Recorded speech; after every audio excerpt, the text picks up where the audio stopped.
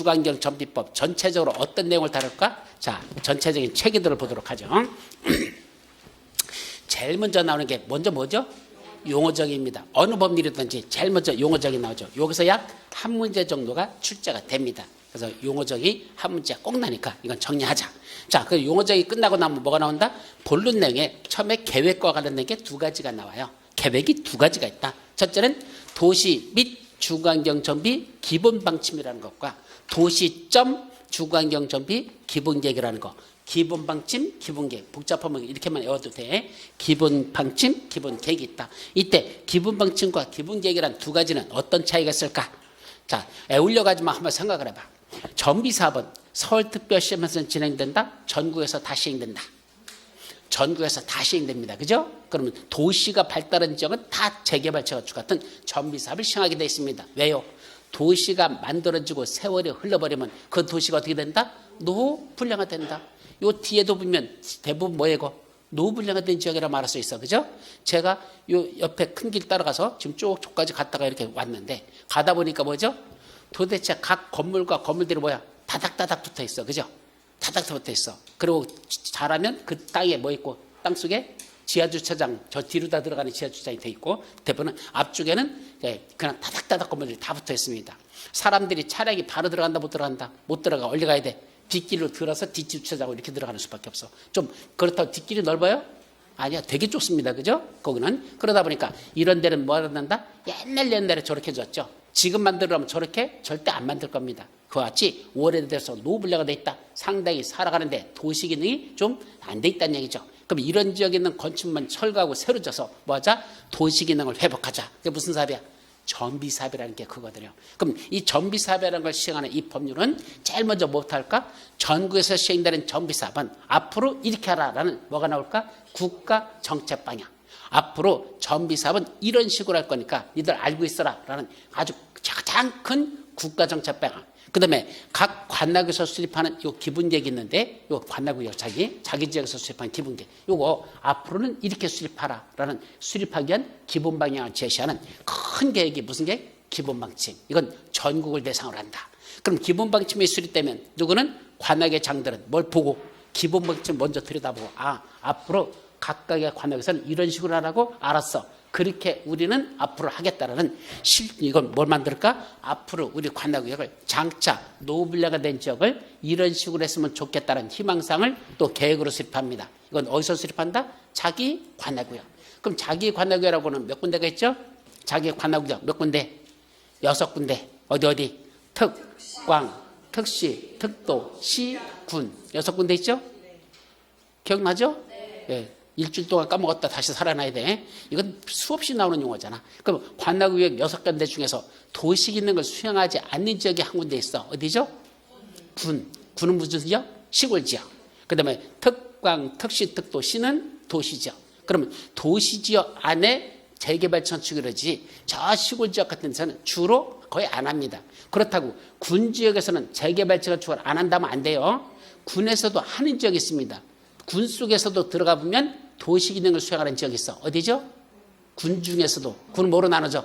군은 읍하고 면하고 무슨 군, 무슨 읍, 면 이렇게 나눠지죠? 그중에 어디는 도시 기능 수행해? 읍지역. 읍에 가보면 뭐 있어요? 상가도 있고 아파트도 있고 그죠? 군청이 보통 읍의 지역이 있잖아. 거기 가보면 아파트도 있고 상가들도 있습니다. 그럼 아파트 오래되면 뭐 해야 돼요? 재건축해야 되죠. 상가 있으면 뭐 해야 되고 재개발해야 되고 이런 식으로 거기도 재건축 재개발은 이루어지거든요. 그러다 보니까 군 지역에서도 뭐는 시행하는데 정비사업은 시행하는데 뭐는 필요 없다? 기본 계획은 수립하지 않습니다. 왜냐하면 대부분이 도시 기능을 수행하는 지역보다는 시골 지역이기 때문에 앞으로 우리 관할구역 내에 이러이러한 노후불량화 때문에 밀집된 지역을 어떤 식으로 정비하면 좋을까라는 그 희망사항은 계획으로 수립하지 않는다. 어디서는 수립하지 않는다? 군 지역에서는 기본계획 수립하지 않습니다. 그럼 도시 기능을 수행하는 지역에서만 뭐 수립해? 기본계획 수립되죠. 그럼 여기는 어디니까? 관악구역. 어디는 어디죠? 강서구가 관악구역이야? 서울특별시가 관악구역이야? 왜 또 대답을 안 해? 강서구가 관악구역입니까? 서울특별시가 관악구역입니까?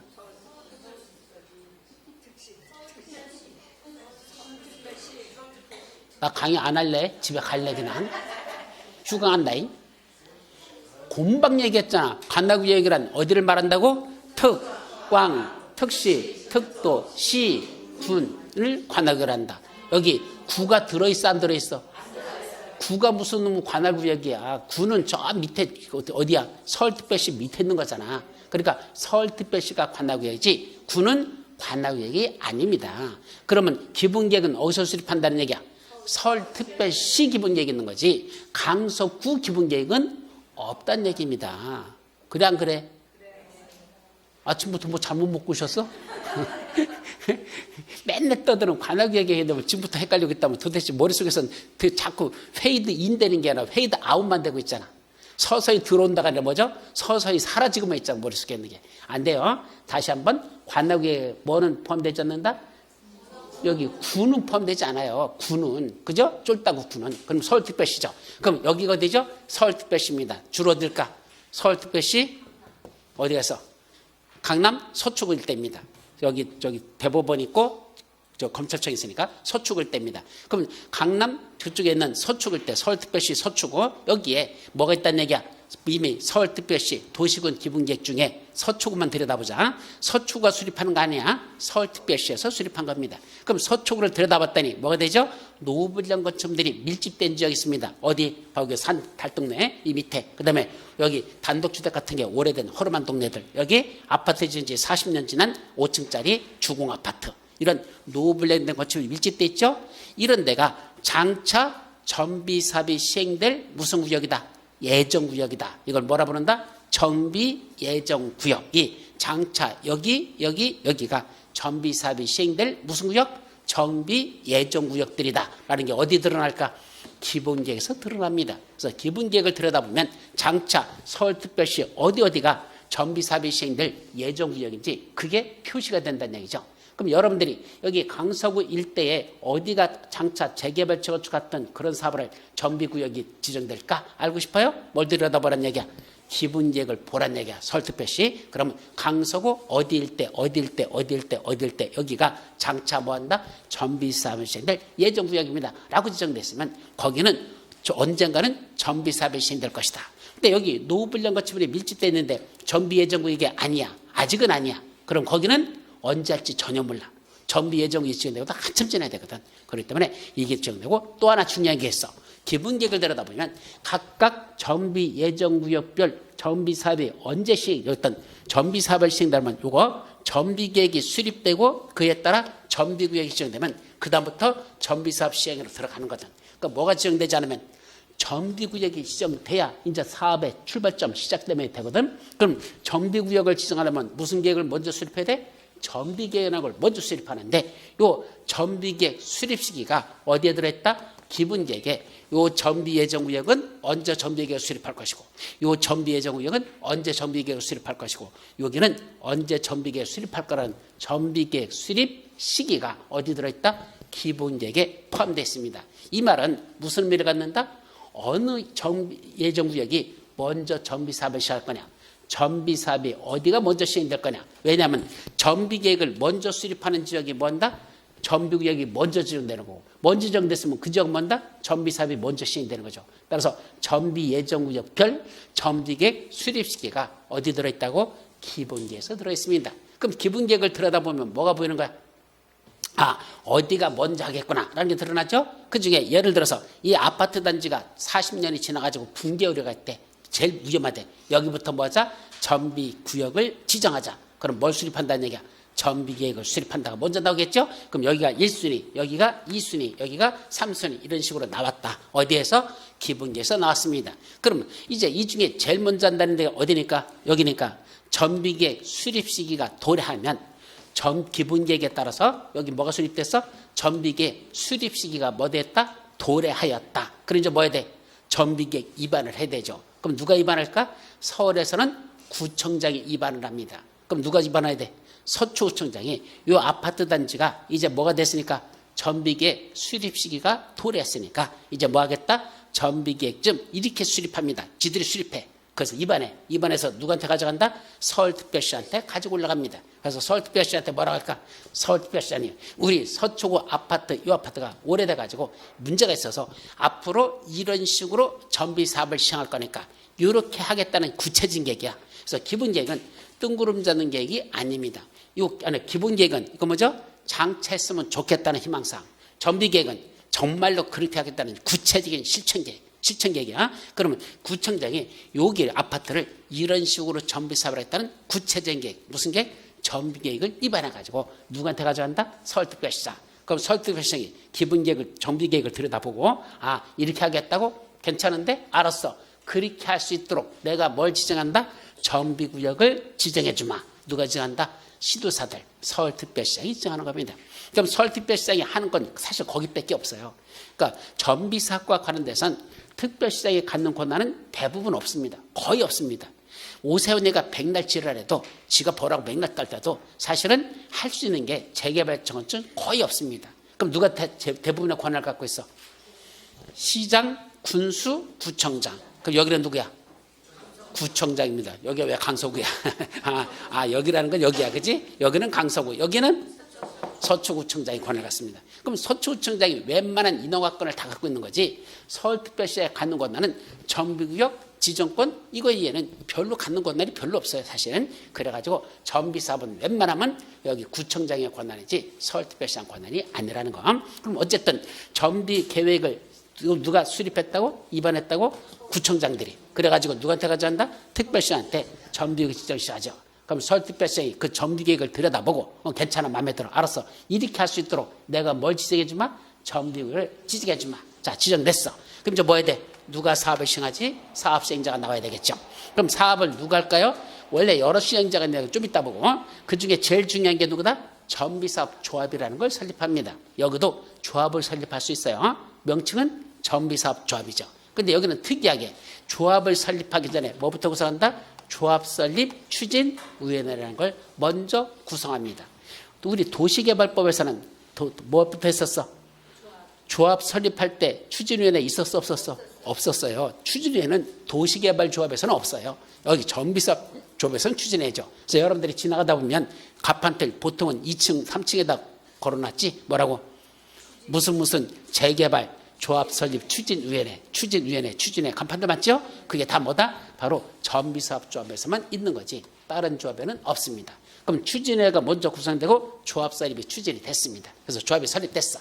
자, 설립됐으면 이제 뭐 해야 되죠? 조합, 할 일, 사업 시행자, 할 일. 사업을 시행하기 위한 구체적인 계획을 작성합니다. 모든 시행자는 다 똑같아. 내가 사업 주체가 돼버리면 내가 사업 주체로서 여기서는 이런 식으로 사업을 하겠습니다라는 구체적인 계획을 작성하죠. 그 계획을 여기서는 뭐라 부른다? 사업 시행 계획서랍니다. 자, 다시 돌아가서 과거로 돌아갑니다. 제일 먼저 국토의 계획 및 용역에 관한 분들에서 여기 도로 만들고 공원 조성하고 학교 짓는 사업이 있었죠. 아저씨, 이 꽃피는 이제 춘 3월도 지났네. 이제 춘 4월에 뭐 하시라고? 무슨 사업을 시행하시라고? 도시군 계획 시설 사업을 시행하시라고. 고생 많으셨죠? 바로 무슨 사업이 있었다? 도시군 계획 시설 사업. 도를 만들고 공원 조성하고 학교 짓는 사업. 이때도 사업 시행자가 지정되면 시행자가 할 일이 뭐죠? 사업을 시행하기 위한 구체적인 계획. 무슨 계획? 그때는 실시계획을 작성해서 인가받고 고시한다. 실시계획 작성 인가 고시. 그죠? 자, 도시개발법. 도시개발 사업 시행자가 정해지면 지정받은 시행자는 무슨 계획을 작성한다? 무슨 계획? 사업 시행자가 작성하는 구체적인 계획. 사업 도시개발법에서 도시개발 사업 시행자가 작성하는 구체적인 계획. 똑같지 뭐가 또 달라 거기서. 거기도 실시계획이라고 그랬다고 했지. 웬 단계별 집회인 게 그건 언제 하고? 도를 만들겠다는 도시군 관리계획 결정되면 이걸 한마디로 뭐라 부른다? 기반시설을 설치하기 위한 도시군 관리계획 결정되었다. 이걸 한마디로 뭐라 부르죠? 도시군 계획 시설 결정 고시. 도시군 계획 시설 결정 고시. 그로부터 3개월 이내에 단계별 집행계획을 수립하고 2단계에서 1단계에 들어오면 사업 시행자가 지정되고 시행자가 할 일 실시계획을 작성해서 인가받고 고시한다. 그때 시행자가 실시계획을 작성하지. 웬 단계별 집행계획을 실시계획을 시행자가 작성하냐. 단계별 집행계획은 그 전에 하는 거고 여기는 뭔단다? 사업 시행자가 지정되면 실시계획을 작성해서 인가받는다. 맞죠? 맞죠? 복습을 했어야지 뭐 알아듣지. 복습 안 하면 공부 하나만 안 해야 이거 진도 나갈 수도 없어. 다 연결이 돼 있거든. 이건 우리는 법이 몇 개죠? 6개 법률이야. 그러다 보니까 비슷비슷한 것들이 많아. 다른 법들은 단일법으로 돼 있는 것들이기 때문에 뭐가 없어요? 비교할 대상들이 별로 없어. 근데 우리 군법은 6개 법률이 있으면서 이때는 요렇게 하고 저때는 저렇게 하고 그때는 그렇게 하고 법마다 다 달라 이게. 그러다 보니까 나중에 공부하다 보면 이제 헷갈리기 시작해. 가만히 있어봐. 이거 주소 듣긴 들었는데 이게 여기 있는 거가 저기 있는 거가 어디서 있긴 있었거든? 비슷한 게? 그러면 비슷한 것들이 헷갈려버려. 그래서 나중에 그게 여러분들이 문제가 되죠. 근데 제발 좀 어디까지만 해도 가면 다행이야. 헷갈리는 단계까지만 가도 다행입니다. 왜요? 헷갈리는 단계까지만 가면 객관식 시험에서는 찍어도 몇 점만 나온다? 50점은 넘어갈 수 있거든. 근데 전혀 헷갈리지 않는다. 이게 심각한 거죠. 전혀 헷갈리지 않는다는 건 무슨 말이야? 머릿속에 뭐가 들어있어야 비교 대상이 있지. 뭐 비교할 게 있어야 헷갈리든지 말든지 하지. 그게 과락이라는 얘기입니다. 아셨죠? 그러니까 헷갈리는 단계까지만 가도 몇 점은 넘는다? 최소 50점 이상은 넘어갈 수 있어요. 그러니까 헷갈리는 단계까지만 가라. 있었는데? 뭐 그런 비슷한 거? 여기까지만 떠올라도 객관식에서는 찾아내거든 보면. 근데 뭐에서는 전혀 헷갈리지 않는다. 심각한 겁니다. 아셨죠? 자, 그러면 봐봐. 어디까지 갔어? 국토법. 도시군 계획시설사업 실시계획 작성해서 인가받고 고시한다. 도시개발법 시행자가 실시계획 작성해서 인가받고 고시한다. 정비법 시행자가 사업시행계획서 작성해서 시장수정에게 뭐 받는다? 사업시행계획 인가를 받고 고시한다. 사업시행계획 인가의 고시. 여기는 실시계획 인가라고 하지 않고 뭐라 부른다? 사업시행계획 인가라고 합니다. 그럼 다음 주에 배울 무슨 법? 건축법. 건축법 어떻게 나올까? 건축법은 사업을 시행하는 자를 뭐라 부르죠? 거기는 사업시행자라고 안 하죠? 건축법에서 뭐라 그래? 내가 우리 집을 줘. 내가 사업 주체야. 나를 뭐라 불러? 우리 집 짓는 나를 뭐라 불러? 우리 집 짓는 나를 뭐라 불러? 너무 어렵게 생각하지 마. 쫄아가지고 거기 찾아보소. 그러지 마. 자신 있게. 건축주 집 누구요? 그런 말도 못 들어봤어? 그 정도는 들어봤잖아. 우리 집을 짓는다. 내가 우리 집 져. 나 누구야? 건축주죠. 내가 벽돌 쌓는 건 아니잖아. 시공자는 안 해요. 그러나 내가 우리 집을 짓는 주체잖아. 뭐가 되죠? 건축주. 실제로 벽돌 쌓는 사람. 시공자. 그럼 내가 시공자를 선정해가지고, 그죠? 건설업자들하고 계약서 써가지고, 우리 집 짓는데 얼마 줄게. 계약서 쓰죠? 그럼 그 짓는 사람은 시공자. 나는 우리 집을 지라고 맡긴 나는 누구고? 건축주. 건축주잖아. 그럼 건축주는 뭘 받죠? 나 이렇게 짓겠어요. 라고 설계도면 같은 거 그려가지고 뭐 받으러가? 그렇죠. 건축 허가. 거기는 뭐 받는다? 건축 허가. 그럼 국토법은 실시계 인가. 도시개발법은 실시계 인가. 정비법은 사업시행계획 인가. 건축법은 건축 허가. 그럼 마지막 주택법은? 주택법은? 거기는 사업주체라 불러요. 사업시행자라 부르고. 그럼 사업주체가 뭘 작성해가지고 뭘 받는다? 그거는 사업계획서 작성해서 거기는 사업시행계획서라지 않고 거기는 사업계획서라고 그래. 시행자 빼버려. 그리고 사업시행계획서에서 뭐 받는다? 사업계획 승인받는다. 거기는 인가도 아니고 허가도 아니고 뭐 받는다? 승인받는다. 거기는 사업계획 승인 이렇게 나가죠. 그러니까 법마다 다 다른 거예요, 용어가. 어떤 때는 인가받고, 어디는 허가받고, 어떤 때는 승인받고. 그럼 왜 어떤 때는 인가고, 어떤 때는 허가고, 어떤 때는 승인일까? 따지지 말라. 다친다. 그럼 어떻게 된다? 그냥 애워라. 내가 왜 박후서지? 박전서가 아니고? 이왕이면 전서라지 왜 후서를 해버렸어. 그죠? 이왕이면 앞쪽에 줬지. 왜 뒤가 좋아. 그죠? 아니면 가운데에서 중서로 하든지. 왜 후서죠? 따지지 말라. 다친다. 그럼 뭐라 그라? 우리 아버님이 그렇게 지어주셨다. 그죠? 그러니까 뭐다? 그냥 후설한다. 그래야지 이게 왜 인가고 이게 왜 허가고 이게 승인인지 그런 거 따질 필요가 없습니다. 원래는 행정법에서는 그거 따져요. 행정법에서는. 근데 문제는 법을 만드는 입법자들이 인가, 허가, 승인이라는 거 이런 걸 구분해서 만들지 않고 그냥 생각날 때마다 그냥 만들어버리는 게 워낙 많아가지고 허가라고 쓸 걸 인가로 쓰고 있고 인가라고 할 걸 승인이라 쓰고 있고 지들 멋대로 써버리는 게 수두룩해. 그러니까 그런 걸 굳이 따져봤자 의미가 없는 짓이니까 그냥 허가라고 돼 있으면 허가고 인가로 썼으면 인가고 승인이면 승인 이렇게 외우는 거지 이걸 굳이 따지려고 하지 마세요. 그냥 사람 이름 외우듯이 그냥 법률 용어야.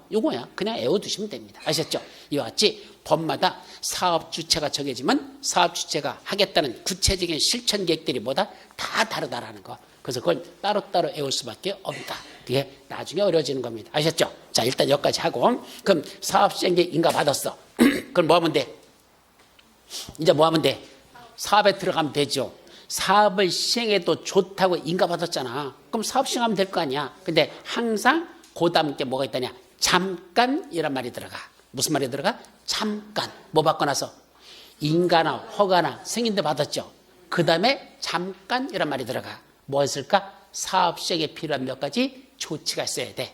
자, 원래 공사를 하려면 뭐도 있어야 돼요? 시공자 선정. 해야 돼, 안 해야 돼?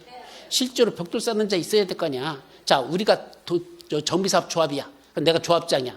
조합장이 내가 벽돌 쌌습니까? 아니잖아. 누가 싸? 현대건설이든 GS건설이든. 그죠?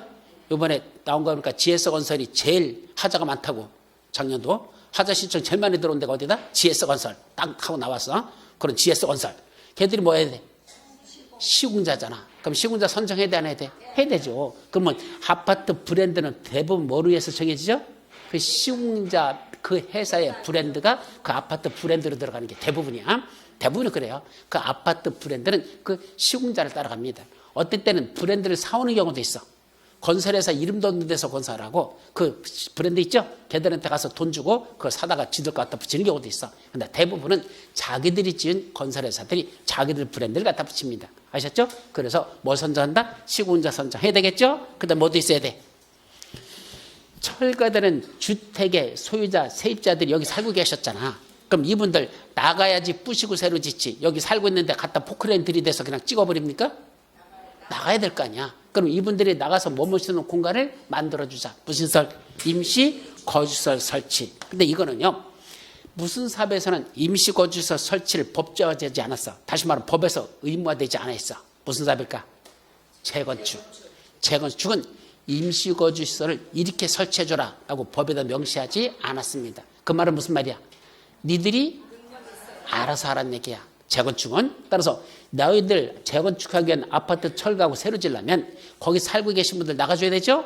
어디 나가서 머물 건지는 니들이 알아서 하는 거지 국가가 법으로 도와주지 않겠다는 얘기입니다. 그럼 재건축을 빼면 나머지 사업 몇 가지가 있죠? 두 가지. 무슨 사업?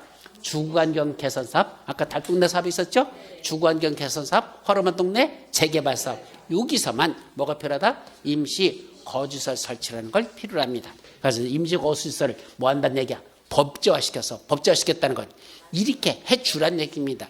그냥 해줘도 그만, 안 해줘도 그만이 아니고 실제로 법에서 이렇게 정해진 대로 해줘야 되지 그 사람들을 위해서 방치해서는 안 된다는 얘기입니다. 따라서 재건축은 니들이 알아서 하라고 내버려뒀고 재개발하고 주거환경 개선 사업은 둘 다 무슨 동네니까? 둘 다 가난한 동네니까 공통점이요. 여기는 부자 동네니까 이런 의미를 가져요. 보통 재건축하는 아파트 보통 얼마씩인가?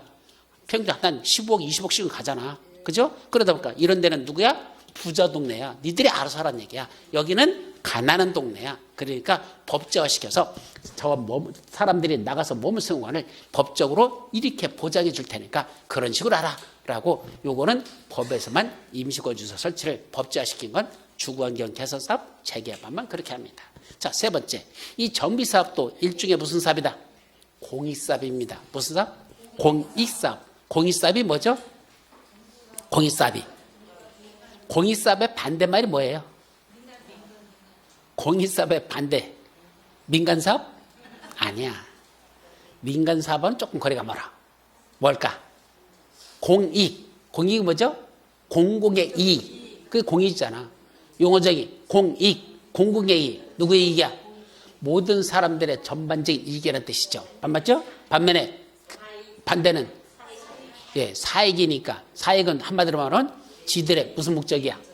개인들의 영유 목적. 그죠? 사익. 개인의 이익이라는 뜻이잖아. 그러니까 공익의 반대말은 바로 뭐란다? 개인들의 이익, 여러분들의 이익을 추구하는 거죠. 전체 이익이 아니라 몇몇 사람의 이익, 이거죠. 그러면 이건 무슨 사업이다? 전비사업은 여러분들에게 돈 벌어주기 위한 개인적 이익을 위한 겁니까? 도시기능의 회복이라는 공적 목적에서 시행하는 겁니까? 그건 공적 목적이에요. 무슨 목적? 도시기능의 회복이 목적이에요. 즉 노후불량 건축물이 밀집된 지역에서 뭐 하려고? 도시기능을 회복하기 위한 게 무슨 사업이다? 전비사업의 목적이거든요. 그래서 전비사업은 무슨 사업의 성격을 갖는다? 공익사업이야. 그럼 전비사업을 시행함으로써 아파트값이 여러분들 집값이 올랐어. 그거 여러분들의 권리다? 반사적 이익이다? 값이 올랐어. 그래가지고 얻는데 갑자기 전비구역이 취소되면서 전비사업이 시행되자면서 집값이 또 떨어져 버렸어. 손해났잖아.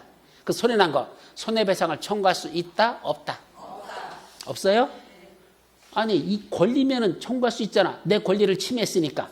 그럼 손해보게 만드는 줄 알게 손해배상을 청구하면 되잖아. 민법 750지. 750조. 위법 그죠? 또는 부당한 행위를 해서 타인에게 손해를 입힌 자는 그 손해를 배상할 책임을 진다. 그랬잖아. 그럼 손해배상 책임을 지려면 뭐 해야 돼? 고의나 또는 과실한 위법 행위를 해서 타인에게 손해를 입힌 자 그랬잖아. 그죠? 그러면 내가 전비사업이 시행돼서 집값이 쫙 올라갔다가 집값이 뚝 떨어졌잖아. 전비구역이 해지됨으로써. 그러면 내가 입은 손해를 그 해지한 자에게 가서 손해배상 청구한다 못한다? 못합니다. 뭐가 아니기 때문에? 자기의 권리가 아니기 때문에 그런 겁니다. 권리가 침해당하는 자만 그 권리에 대한 걸 지키기 위해서 손해배상 청구하는 거지. 무슨 이익일 때는? 반사적 이익일 때는 권리가 아니기 때문에 손해배상을 청구할 수 없어요. 자, 여기 도로가 하나 남으로써 이분의 땅값이 뭐였어? 올라버렸어. 그럼 도로 낸다고 계획이 수익 집값이 딱 올랐죠? 땅값이 올랐죠? 자, 그랬다가 도로 냈다는 계획이 취소됐어. 그럼 다시 땅값이 어떻게 될까? 뚝 떨어지겠지. 그럼 이분은 이 땅값이 오른다고 생긴 이거는 본인의 권리일까? 그거는 그냥 반사적 이익일까? 그럼 반사적 이익이라고 합니다. 권리하고 반사적 이익 배우셨나요? 입법 시간에? 거기까지는 안 배워요? 아, 상식의 문제야, 그래. 부동산 하는 어르신이나 상식의 문제지, 뭐, 누구나 다 상식인 줄 알아? 아니거든? 자, 그러니까 권리와 반사적인 다른 거야. 자, 내의 권리가 아니고, 이건 땅값이 오름으로써 주변에 도로가 생겨서 내 땅값이 오른 거. 이건 반사적이죠. 나중에 이게 손해가 난다고 해서 그 손해를 갖다가 손해배상을 청구할 수 없는 겁니다. 그건 반사적인, 이건 자기 권리가 아니기 때문에 남에게 자기 권리를 주장할 수 없어요. 반사적인 주장할 수 있는 권리가 아니라는 얘기입니다. 아셨죠? 그래서 이거는 뭐란다? 반사적이게 지나지 않아. 따라서, 그러면 문제는 여기다 뭐 한다고 했어? 공익사업을 시행한다는 거잖아. 뭐 하는 거? 도시기능 회복하는 공익사업이잖아. 그럼 필요하다면 여기는 토지 등을 뭐 할 수 있다? 공익사업은 뭐 할 수 있죠? 토지 등을 수용할 수 있어. 그죠? 근데 여기는 수용 또는 사용이라고 쓰지 않고 뭐라 썼어? 취득 또는 사용이라고 썼어. 가만히 있어봐. 수용과 취득의 차이점은 뭘까? 수용 사용하고 취득 사용하고 무슨 차이가 있죠? 이 취득은 무슨 의미를 가져요? 취득은 두 가지 의미를 갖는다 그랬어. 취득해놓고 취득은 무슨 의미겠다? 두 가지. 첫째는 협의해서 취득하는 거. 무슨 취득? 협의 취득. 먼저 협의 취득. 그러다가 협의가 도저히 안 돼. 그럼 할 수 없이 뭐 들어간다? 강제 취득. 들어가죠? 이때 요 강제 취득을 다른 말로 뭐라 본다? 이걸 수용이라고 한다. 이 얘기예요. 그럼 취득과 수용은 어떤 게 더 넓은 개념이야? 취득이 더 넓은 개념이에요. 그리고 취득 중에 뭐가 있단다? 하나가 수용이라는 얘기입니다. 그러니까 먼저 강제로 이 토지를 수용한다 하더라도 먼저 수용 절차는요. 뭐 무슨 절차가 뭐 우선이다? 협의 절차가 먼저입니다. 먼저 토지 수요자 만나가지고 제가 평당 얼마 드리니까 받으실래요? 하고 뭐부터 한다? 협의부터 합니다. 근데 협의가 됐어 안 됐어? 안 돼. 저 토지 수요자는 얼마 달라고 하고 평당 1,000만 원 달라고 하고 사업시행자는 나는 얼마밖에 못 줘? 평당 100만 원밖에 못 줘.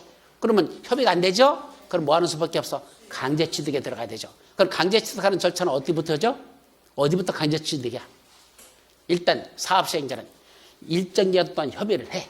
그 협의 기간의 원칙은 1년이야. 1년 동안 협의를 해봐. 근데 협의가 안 돼. 그럼 1년이 넘기 전에 나는 뭐 해야 돼? 사업시행자는 관할 토지 수용 위원회라는 데가 있습니다. 그럼 여기는 서울특별시 토지수용위원회에다 뭘 신청하는 거야? 저 토지수요자 보상 협의가 안 되니까 토지수용위원회에서 어떤 금액이 적당한지 그 금액 좀 정해주세요 라는 걸 여기 서울특별시 토지수용위원회에다 신청하랍니다. 그럼 거기서 뭐 하죠? 결정을 합니다. 그럼 얼마 주는 게 좋겠다고 토지수용에서 결정해줘? 그럼 그걸 내려받은 그걸 재결 결정이라고 하는데 재결 신청을 하면 재결 결정이 떨어져요. 그럼 재결 결정을 받은 그 토지 수요자하고 사업시행자 둘 중에 둘 다 오케이 했어. 이 정도 금액이면 나도 줄 용이 있어. 토지 수요자도 이 정도면 나도 받을 용의가 있어. 그럼 뭐 하면 돼? 둘 다 도당증이면 끝난 거야. 합의가 끝난 거야. 그런데 뭐 한다? 둘 중에 한쪽에서 거절해. 무슨 소리야? 그거 너무 높아. 나 못 주겠어. 시행자가 거부했죠? 토지 수요자가 무슨 소리야? 이것밖에 안 돼. 나 안 받아. 하고 거절했죠? 그러면 중앙토지수용위원회로 올라가거나 아니면 행정소송으로 갑니다. 판사한테 재판을 청구하는 거죠. 이거 도대체 우리끼리 협의 안 되니까 판사님 금액 좀 결정해 주세요. 법원에다가 소송을 제기합니다. 그걸 당사자 소송이라고 하는데 그러면 판사가 결정해 주죠. 얼마 드려라. 판결 나왔죠? 그 금액이 확정인 겁니다. 물론 그 금액에서 이의가 있으면 뭐 하면 되고 항소해가지고 다시 재심 올라가면 되는 거고 그래서 마지막은 누가 결정한다? 재판에서 결정되는 겁니다. 판사가 얼마 드리라 하면 그게 확정되는 거죠. 갖다 줬더니 토지 수요자가 뭐죠? 불만이 있다고 그것도 안 받아. 싫어. 안 받아. 판결이 나왔는데도 안 받으면 뭐 하면 되고 안 받으면 공탁. 이미 강제 수용은 들어가 있는 거야. 하는 중이야 지금. 공탁 걸어놓고 뭐 하면 된다? 가서 까문개 버리면 되는 겁니다. 근데 까문개로 갔더니 뭐죠? 극렬하게 저항하잖아. 그죠? 누가? 어떤 교회가. 거기까지 할게. 네, 더 가버리니까. 예, 사람들이 또 물리력으로 다 그걸 뭐하죠? 저지해버립니다. 그럼 수백 명 신도들 데리고선, 그죠? 안 돼. 강제 집행 못해. 이래버리니까 지금 이러지도 못하고 저래도 뭐 장위 10동인가 어디 지금 있잖아. 그죠? 그래서 그 교회 빼버리고선 그냥 재개발 다시 하겠다고. 어제 나왔어요. 그래서 하도 그 교회 가서 자꾸 말썽을 부려버리니까 그래서 안 하겠다고. 그래서 여러분들이 나중에 재개발 한다 했을 때 그 재개발 구역 안에 뭐가 있으면 교회가 있으면 뭐 해야 돼? 하지 마세요. 그런데 들어가봤자 걔들이 속다가 그냥 심장병 걸려서 뒤지고 말 거야. 그러니까 그런데 하지 마세요. 대부분이 그래, 교회들이. 그냥 좋은 교회도 있는데 대부분이 너무 욕심들이 과해. 그래가지고 물리력으로 힘으로 물어왔죠. 판결 나면 뭐해? 판결 난 것도 뭐 하는 거야? 다 뒤집어 버리고 지들이 물리력을 행사하는데 강제 집행이 안 되는데 그래가지고 실질적으로 힘들어지는 경우가 있어. 이번에 사례를 여러분들이 똑똑히 보셨으니까 그런 데는 절대로 재개발 같은 거 관여를 하지 말라. 그러다 보니까 재개발할 때도 뭐죠? 교회를 빼고 이렇게 하려고 하잖아. 그래서 이번에도 교회 배제시켜놓고 그냥 하겠다고 하는데 그러면 한 1,000억 정도 돈이 더 들어갈 거야. 그 사람들이. 그럼 1,000억 정도란 돈이 작은 돈은 아니잖아. 그러니까 그거 니들 그냥 해봐. 1,000억 더 들어가잖아. 그러니까 돈 내놓으라고. 그런 식으로 하는 거야. 그냥 500억 준다고 했더니 500억 반대하잖아. 할 수 없이 그냥 그럼 제껴버리고 우리가 1,000억 차라리 부담하겠다. 왜? 계속 이렇게 끌려가다가는 끝내 사업 못한다고 본 거야. 그러니까 차라리 돈 내리더라도 교회 배제키워 했다. 그런 건 하나님이 그렇게 시켰는지 나도 모르겠지만 하여튼 그건 아니지 않나 싶어. 그건 너무 심한 것 같아. 그냥 웬만하면 교회라는 데가 뭐 하는 데야. 나도 사실 기독교 신자지만 너무 심한 것 같아. 그건 아닌 것 같아. 그건 기독교라고 볼 수가 없어. 하나님은 그런 거 좋아하지 않을 거야. 하여튼 내가 볼 때는 또 이런 소리 하면 또 나중에 또 이상한 소리 나오니까 끝나고. 자, 취득은 두 가지가 있다. 무슨 취득? 협의 취득과 강제 취득으로 나눠진다. 그때 강제로 취득하는 걸 뭐란다? 수용이라고 한다. 그러니까 뭐가 넓은 개념이야? 취득이 넓은 개념이야. 그럼 취득 또는 사용이 맞는 거야? 수용 또는 사용이 맞는 거야? 여러분들께 정확한 용어로 쓴다면 뭐가 맞는 것 같아? 이게 맞는 용어야. 이게 맞는 거야. 수용 또는 사용보다는 취득 또는 사용이 더 정확한 편이야. 왜냐하면 보상비 주려는 거 단계잖아. 이거 보상 주는 거거든. 근데 보상비를 주는 걸 어떻게 준다는 얘기야? 먼저 협의부터 하고 주고 협의가 안 되면 뭐 한다? 강제로 줄 수밖에 없는 이렇게 들어가잖아요. 그러니까 합친 무슨 용어가 더 정확한 편이다? 취득이라는 용어가 더 맞습니다. 그래서 우리 법률에도 어떤 법 있죠? 보상과 관련된 법률. 공익, 사업을 위한 토지 등의 취득 및 보상에 관한 법률. 법률이 그렇게 만들었죠. 자, 그럼 무슨 사업에서만 공익사업일 때만 한다 했잖아. 그러니까 공익사업을 위한 이런 법률이 먼저 딱 앞에 공익사업을 위한 걸 못 박아놨잖아. 공익사업에서만 뭐 한단다? 강제 취득을 할 수 있다는 얘기야. 그래서 공익사업을 위한 뭐에 대해서 토지 등의 이렇게 됐잖아. 그럼 토지 등에는 토지, 건축물, 그 밖의 권리. 토지 등에서가 토지, 건축물, 그 밖의 권리. 합쳐서 말한다? 토지 등의 뭐다? 취득 및, 거기 뭐라 썼어? 취득이라는 말을 쓰지 수용이라는 말을 안 썼잖아. 취득 및 그다음에 뭐한다? 그에 따라서 뭘 줘야 돼? 취득을 하면 보상비 줘야 되죠. 보상에 관한 법률. 그래서 법률 자체가 거기에 그 뜻이 다 들어있어. 공익사업을 위해서만 수용동을 할 수 있고 그다음에 토지 등에서가 토지나 건축물이나 그 밖에 권리 등에 대해서 그에 대해서 취득을 하고 그에 따른 뭘 주겠다? 보상비를 주겠다. 공익사업을 위한 토지 등의 취득 및 보상에 관한 법률. 이 법률이 줄여서 뭐라 부르죠? 학자들은 그 강의하는 교수들은 공취법이라고 떠드는 자들이 있어. 떠드는 자들이 있다 그랬어. 그런 법은 없어요. 공취법이라는 법 없어. 원래는 토지 보상법이라고 합니다. 원래 약자가 토지 보상법이죠. 옛날에는 뭐라고 했죠? 토지 수용법이라고 있었어. 그래서 옛날에는 토지 수용법이라고 써서 그때 무슨 말을 쓴 거야? 수용자가 있으니까 지금도 수용 또는 사용이라는 말을 많이 쓰는 이유가 옛날에 떴던 토지 수용법 때문에 그런 건데 지금은 토지 수용법은 없어지고 공익사업을 위한 토지의 취득 및 보상하는 법률 줄여서 뭐란다? 토지 보상법이라고 하는 법이 그건데 저희들은 그걸 줄여서 저도 강의하기가 힘들으니까 뭐한다? 그냥 공익사업법 저는 그렇게 말해요. 그러니까 여러분들이 단어 읽을 때 뒤에는 못 외워도 돼. 뭐만 외우면 돼? 공익사업을 위한 토지 등의 취득 및 보상에 관한 분들 이 길은 걸 다 언제 외워 앉아있어. 가진 대로 머리 용량도 작아 죽겠는데 그죠? 그러니까 뭐만 외우면 돼? 토지 보상법. 그런데 더 줄여서 그렇게도 외우기도 벅차니까 뭐한다? 그럼 앞에 공익사업법 저는 공익사업법이라고 표현한다. 그럼 바로 그 공익사업법에서 뭐가 나온다? 취득 또는 사용에 관한 것들이 있더라. 그래서 그 법에 따른 수용. 그런데 여기서는 공익사업법에 있는 취득 또는 사용을 적용하지 않고 따로 특별한 예외가 있어. 이 법에 보면 특별한 예외. 그래서 공익사업과 관련된 이 정비사업에서 특별히 취득 또는 사용하는 예외를 따로 만들어 놓은 게 있다. 어디보다도 공익사업법인가 다른 특별한 특례가 있어. 특별한 예외. 그럼 어떤 게 우선 적용할까? 공익사업법에 있는 규정이 적용될까? 여기 있는 특별한 예외가 먼저 적용될까? 특별한 예외가 먼저 적용되죠. 특례가 먼저 적용돼. 그래서 여기서만 있는 정비법에만 있는 취득 사용하는 특별한 예외가 우선 적용된다. 뭐 요 정도. 자, 그럼 조치 끝났어. 이제 뭐죠? 사람들에게 분양 신청을 받습니다. 자, 여기가 아파트 단지야. 여기잖아. 여러분들이 누구죠? 이 아파트 주민들입니다. 이 중에 뭐 한 사람이 있을까? 이분들에게 먼저 뭘 보여주는 거야? 이거 보여주는 거야. 뭐 받은 거? 사업 시행계획 인가 받은 거. 자, 여러분 지금 이 아파트 철거하고 새로 짓는다면 얼마 정도 비용이 들어갈 것인지 대략적인 추산액 산출할 수 있어 없어? 이 아파트 부시고 새로 이렇게 짓는다면 얼마 들어갈 거다 산출할 수 있어 없어? 나오죠? 그럼 대략적으로 현재는 아파트 이거 5층짜리 철거하고 여기다 30층짜리로다가 이런 몇 평짜리로다 이렇게 몇 세대를 지려고 한단다. 그럼 요 정도 짓는데 대략 얼마 정도 들어갈 것이다라는 추산액 나올까 안 나올까? 나오죠? 그에 따라 여러분들이 분담해야 될 분담 규모 나올까 안 나올까? 추산액 전체 금액이 나왔으니까 여러분들이 분담할 분담 금액 대략 나올까 안 나올까? 나오죠. 대략. 그럼 지금 있는 아파트 철거하고 새로 짓는다면 얼마 정도 돈이 들어갈 것이고 그에 따라 여러분들은 얼마를 분담해야 된다. 라는 대략적인 추산액 나와? 나오죠? 그게 어디 들어있어? 사업시행계획 인가받은 데 들어있다는 얘기입니다. 이걸 여러분한테 보여주는 거죠. 자, 여러분 현재는 아파트 철거하고 이렇게 새로 지으려고 하는데 대략 이 정도 비용이 들 것이고 여러분들은 얼마 정도 분담할 이런 계획이 나올 것 같은데 요거에 뭐 한다면 동의하신다면 뭐 하시라는 얘기야? 참여하고 싶으면 분양 신청하세요 라는 걸 통지하는 겁니다. 그럼 여러분들이 통지를 받았죠? 내용을 보고서 뭐 하는 거야? 검토해보는 거죠.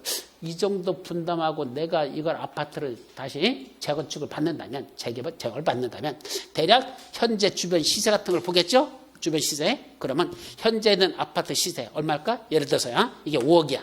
간단하게 정리할게. 현재 시세 얼마? 5억. 공사비 얼마 들어간대? 5억 정도 내가 부담할 거래. 그럼 얼마 됐죠? 10억.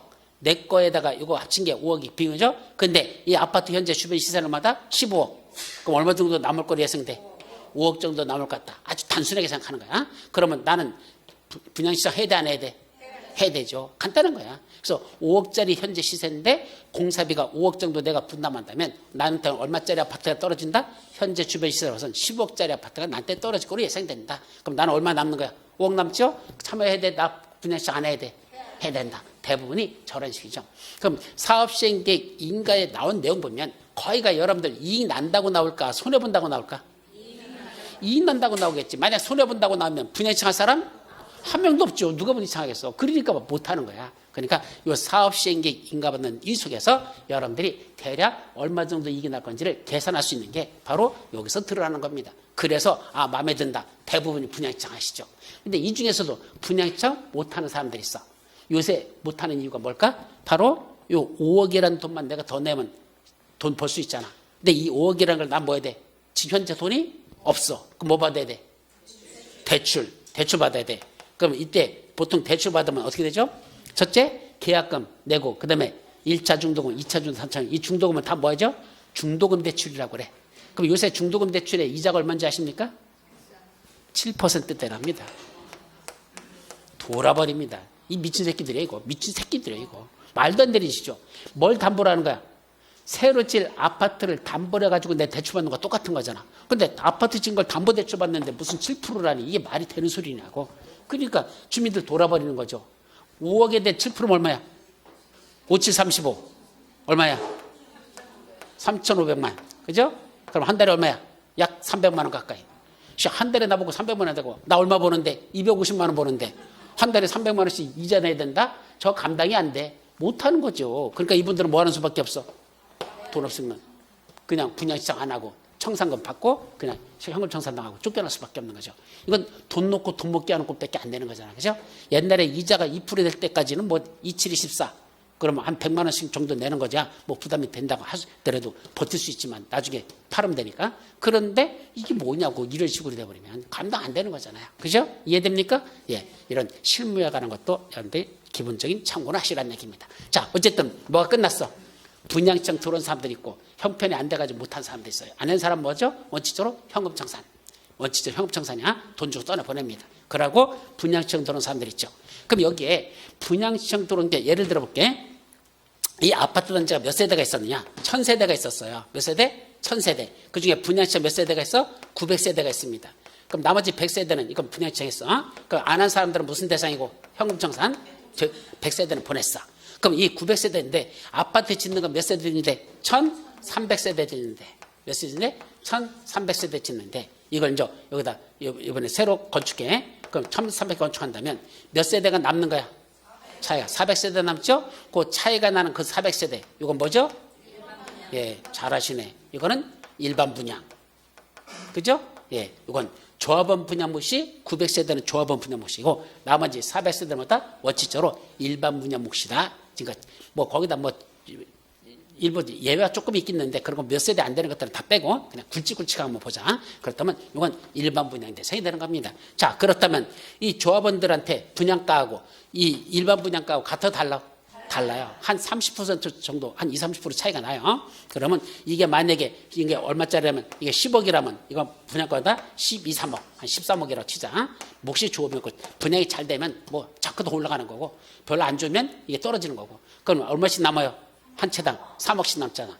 그럼 400세대 3억이면 얼마야? 3, 4, 12, 1200억인가? 맞아요? 예. 그럼 한 1200 정도 돈이 더 들어오잖아. 이건 뭐 하는 데 쓰면 되고? 여러분들 공사비에다 보탰으면 자기 분담금이 뭐 한다?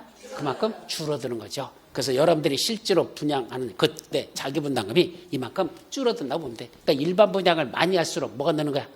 여러분들의 분담금은 줄어드는 겁니다. 물론 많이 한다고 좋은 게 아니야. 뭐가 클수록 좋은 거야? 차익이 클수록. 이 차익이 클수록 뭐 하는 거야? 그만큼 비싸게 분양할수록 그만큼 돈이 많이 들어오는 거고 그만큼 여러분들의 자기 분담금은 줄어든다고 보시면 되는 겁니다. 아셨죠? 그게 분양시청 들어온 사람들을 대상으로 이제 뭐죠? 아파트를 새로 짓겠다는 얘기야. 그림 보세요. 이 사진. 이 기존에 있던 아파트를 철거하고 어떻게 짓겠다? 이렇게 짓겠다는 얘기입니다. 그래 놓고 여기 분양시청 들어온 사람들 있죠? 들어왔죠? 이분들에게 너는 새로 짓는 거 이거 줄게. 너는 이거 줄게. 너는 이거 만들어 줄게. 너는 이쪽을 줄게. 요 계획이 무슨 계획? 그게 관리처분 계획입니다. 이게 중요한 거죠. 그럼 관리처분 계획은 결국 뭐가 끝나고 나서 분양시청이 끝나고 나서 실제로 이렇게 만들어주겠다는 구체적인 계획입니다. 그러니까 뭐하고 달라요? 사업시행 계획하고 관리처분 계획 가장 큰 차이가 뭘까? 요거는 아직 분양시청하기 전에, 요거는 분양시청 후에. 그럼 분양시청 하기 전에는 여러분들을 꼬셔야 돼, 안 꼬셔야 돼? 꼬셔야 되죠. 그러니까 저 관리 사업 시행 계획서는요, 여러분들에게 공사비도 조금 들어가고 분담금도 적다라고 유지랄로 설명합니다. 그렇게 만들 수밖에 없어. 그래야 여러분들이 뭐 들어오니까? 분양청 들어오니까. 그럼 분양청 들어온 사람들에게 이제는 뭐 한 거야? 이제 코 꼈잖아. 코 꼈다고 그래. 그럼 뭐 한 거야? 낚시 바늘에 고기가 물린 거와 똑같이 여러분들이 이제 물린 거야. 이제 뭐 해야 돼? 관리처분계에서 뭐 한다? 반드시 올라갑니다. 떨어진 적은 없어. 뭐보다? 사업시행 계획서의 공사비 총액보다도 어디가 더 올라간다? 관리처분계 인가부터 공사비가 보통 더 올라갑니다. 요새 같을 때는 더 오르죠? 뭘 넣었다고? 자재비, 인건비 올랐다고 그냥 30%씩 막 뛰어가지고 막 부담시키는 게 수천억씩 더 부담하라고 뭐 이질을 하면서 나오면서 부담 안 한다 뭐죠? 시공자 뭐해?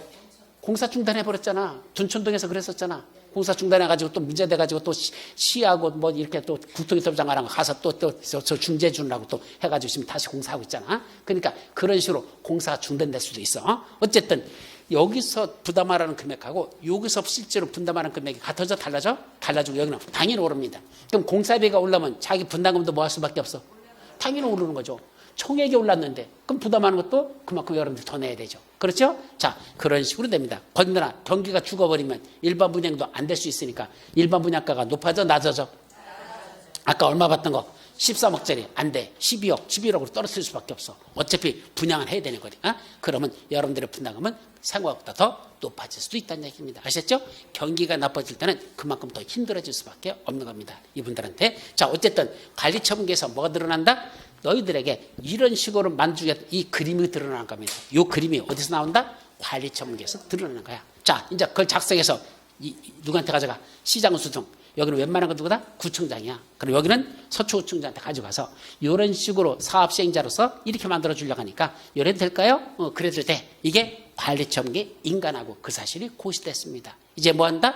관리처분계대로 만들어야 되니까 기존 건축 뭐 한다? 철거 들어갑니다. 그럼 기존에 있던 아파트 주민들 다 내쫓고 이제 아파트 철거하고 새로 졌죠? 그 다음에 완성되면 제대로 지었는지 하자 없는지 뭐 해야 돼? 검사해야 되죠? 그걸 여기서 뭘 한다? 준공 인가받고 공사료 고시. 그래서 하자 없는지 이거 제대로 지었는지 검사해야 돼? 해야 돼? 해야 되죠? 그걸 준공 인가받고 공사료 고시하면 뭐는 끝났다? 완성은 끝났다는 얘기입니다. 근데 아직 이 아파트 가보면 밤에 가보면 뭐야? 불 꺼진 아파트입니다. 사람들이 입주했어? 아직 안 했어? 아직 안 했죠. 이상 없이 지었다만 끝난 거지. 아직 입주 안 했죠? 이제 약속한 대로 무슨 계획에서 관리처분계에서 너한테는 몇 호, 너한테는 몇 호 주겠다 약속했죠? 약속한 대로 넘겨주는 걸 뭐라 부른다? 소유권 이전이라고 한단다. 이게 중요한 거죠. 마지막 이제 새아진 아파트, 여러분들 분양받은 아파트 있었잖아. 그럼 맨날 분양받으면 뭐 하죠? 새로 짓는 아파트 가 안 가? 가보죠. 짓고 있을 때 가죠? 가지고 도면 보면서 그죠? 가만히 있어봐. 101동이 어디지? 아 저기구나. 101동 1202호 어디지? 1202호 아 저기구나. 우리 아파트 지금 짓고 있구나. 그죠? 그거 바라보고 앉아있잖아. 그리고 집에 왔죠? 자 그럼 우리 집에 이거 너덜너덜한 거 관심 없어. 그죠? 좀 있으면 어디 갈 거야? 새 아파트로 이사 갈 거니까. 그래서 그거 들여다보겠었잖아. 드디어 약속한 대로 새로 진 아파트 내 거다라고 소유권 이전 고시라는 게 이루어지면 언제부터? 소유권 이전 고시 다음 날부터 분양받은 대지건축물에 대한 소유권을 취득한다. 자, 소유권은 언제 취득한다? 소유권 이전 고시가 있었던 날의 다음 날 소유권을 취득합니다. 뭐랑 똑같아? 환지 방식에서 환지 처분이 공고된 날의 다음 날 새로운 환지에 대한 소유권을 취득하는 것과 똑같이 이 정비법에서는 언제부터? 소유권 이전 고시가 있은 날의 다음 날 소유권은 취득했습니다. 근데 문제는 소유권은 취득했는데 등기부상은 아직 정리가 안 돼 있어. 그럼 등기부는 어떻게 돼 있어?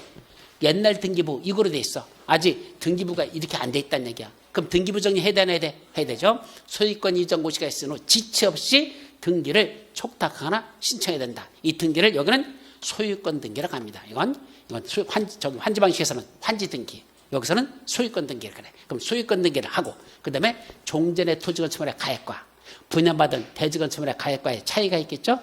이건 얼마짜리, 이건 얼마짜리 차이가 있죠? 그 차액만큼 뭐 한다? 청산금, 징수, 청산금 지급이라는 청산금, 징수 지급하면 사업은 다 끝나더라 얘기야. 그래서 정비사업은 이런 식의 절차로 이루어진다는 거.